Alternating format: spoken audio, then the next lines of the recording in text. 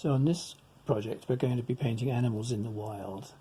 I've got a whole selection of animals here, so the starting point is drawing, and I'm going to do a bit of sketching using some of these charcoal pencils, tinted charcoals, but you can use soft pencils, you can use just stick charcoal like I've got here. It's totally down to your personal taste.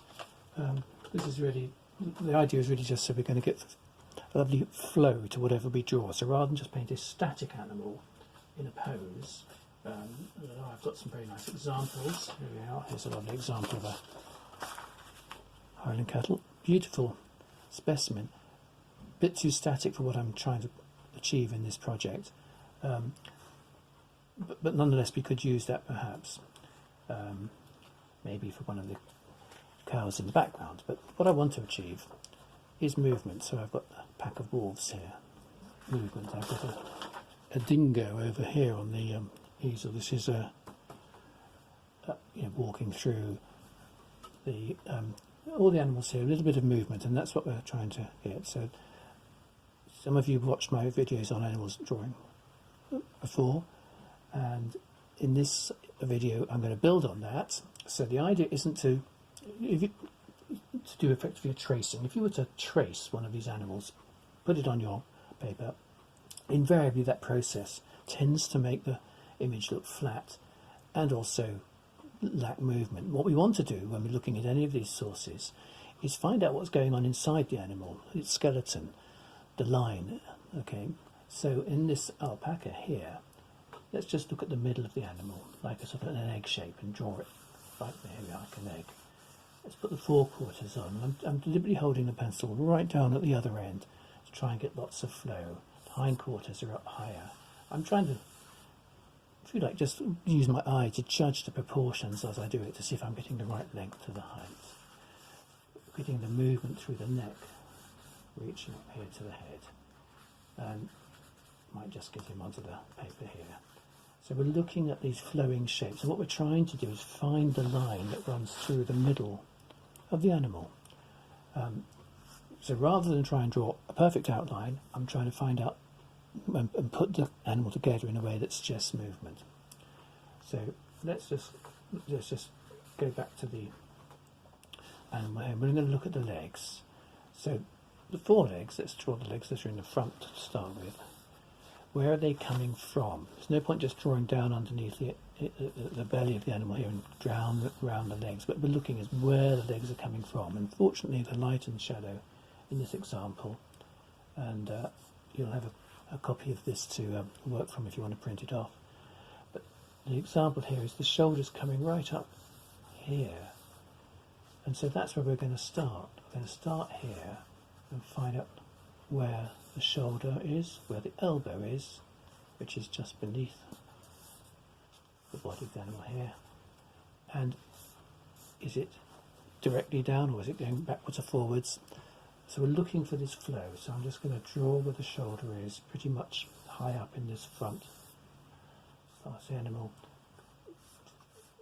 down to the elbow, work out where effectively the wrist is over here. And I'm not worrying too much about measuring here. I think in these first exercises I just want you to draw freely and see what happens. It's not going to be perfect necessarily, but maybe you'll get close. And it's better to do something flowing that's not exactly perfect in proportion, but at least captures some of this movement. So here we go, I'm drawing right down to the front paw here, this lovely sort of flowing shape. And then we've got the straighter leg behind, overlapping that.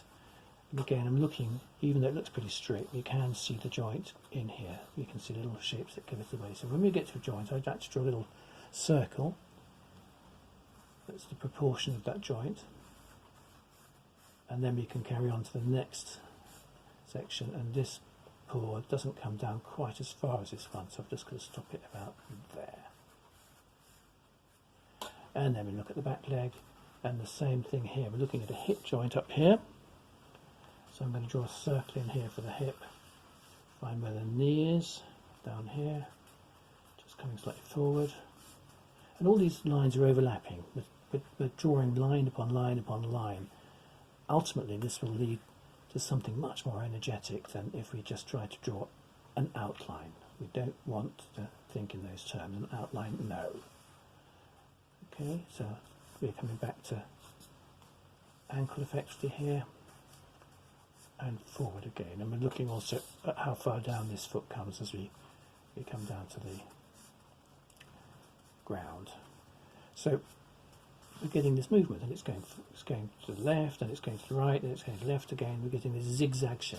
Okay, and then the back leg, we can just see the knee behind the left leg, and that's coming back through here. And again, I'm going to overdraw it. I'm not going to just draw what I see each side. I'm going to draw right through what I've already drawn, very lightly, just to sort of get this other movement. Look, we've got this lovely curving shape coming here to the heel, which is higher up there, and tapering down, and then our little hoof, which is facing backwards here. So we've got this movement. Let's add a tail, and from here we can now embellish and draw further. Now I want you to use this process in all the different things we're going to do in this project. So I'm going to do quite a few different animals. I'm going to sketch them. There'll be several videos on sketching them. And then you can choose the one you like best for a painting, and I'll again try and paint up several examples using different media just for fun. So I might be using some watercolour, some pastels, acrylics, whatever. But you can use whatever you fancy. The principle is the same, and we want to put this animal moving through its natural habitat. So here we've got obviously an alpaca, natural habitat, a lip hook garden. You knew that, didn't you? So here we go. Let's just take the basic shape of the animal again. Let's see if we get these proportions about right. I'll draw it very lightly and loosely, and then we'll check the proportions at the end and see if you agree with me that it's okay, or maybe it will need a tweak. So let's just draw this slightly flowing shape. So I'm just pressing a little bit harder with this nice soft charcoal thing. And I'm not going to rub out my lines that I started with. I'm going to use them to convey some energy. In fact, even when I paint this, I might leave some of these lines in as indications of this movement. So I've talked you through the process with this animal. What I'm going to do is I'm going to just race ahead through some of the others in a minute once I've done this one. So let's just get this shape through the chest, coming back in here a bit. So I'm constantly referring back to my animal as I draw here to try and get these proportions, get the thickness of this, these fluffy legs. Get them the right proportion relative to the rest of the animal. And again, this isn't that totally critical, because obviously this one's been recently clipped. Before the clipping would have been fluffier. So you can make them fluffier. You can clip them or whatever you fancy. So here we go. I've got the body. Let's come up and see if I've got the right movement through that. Notice that the body is at an angle. It's not dead level as it moves along. And I think this alpaca is called Misky. I think so. So Misky, but I was just looking, because we've got the shoulder here, we've got the withers and the sort of the backbone up here. I've just produced a little bit of definition in my line. And now I'm looking at the angle coming through the neck and how far it extends, the length of the neck. So here we go. I think that's about right. But again, I'm just doing it by eye, but we'll check that in a minute. And what you can do is draw it by eye, test yourself, see if you can get the feel for it, and then only check at the end. If you keep checking to start with, it might inhibit you from getting a really free-flowing sketch. And the idea is when you come into paint, and or whichever medium you choose, that you will retain this loose flowing approach at every stage in your artwork. I think actually I've taken the head up a tiny bit higher, but again, their next two move, so I'm not worried by that, as long as my overall proportions are convincing. Got very smiley faces, these animals. There we go. So we've got the basic shape. We've got this big dome, fluffy head up here.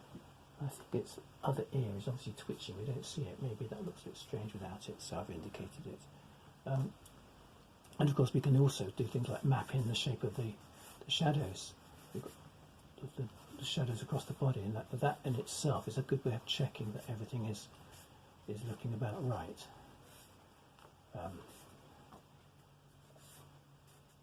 So let's just do some quick proportion checks. I think I'm probably drawing the whole animal a little bit, tiny bit bigger than about 10% bigger than the photograph.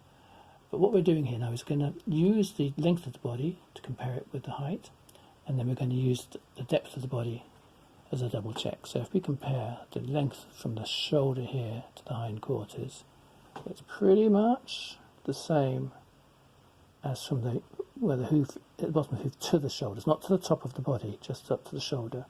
On this leg it comes up again to the hip joint. So the length of the body from the chest to the hindquarters, not including the tail, is pretty much the same as the, there we go, hoof up to the shoulder, hoof up to the hip. So I think we're pretty much there. That's.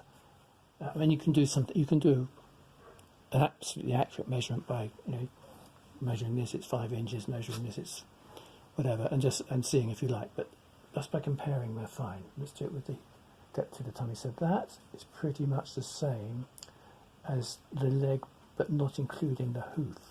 So from the top of the spine to the tummy. Okay, and then we go beneath the body. So let's see if I've done the same here.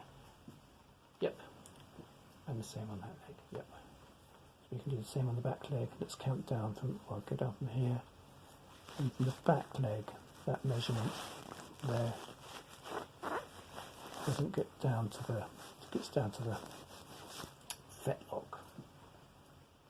Yep, so we've got the same proportions. So that's a simple way of checking. There's also a nice shadow on the ground, so if we come to do a painting of this, that's another thing to include. Make sure you include, and there's nice contrast here with dark grass and put sunlight on part of it, and the edge of light around our alpaca as well. Let's just check the length of the neck compared to that, so we can take the depth of the body, count it forward from the chest. 1, body. 2 gets to the top of the head. Let's see if that's the same. I might not have got that right. 1. No, I am about right. So maybe I've made the angle fractionally different.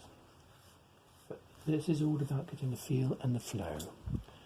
So that's my first example. What I'm going to do, I'm going to come back in another video with some much quicker sketches where I'm going to do 2 or 3. But thank you for watching number 1. I hope you'll come back for more.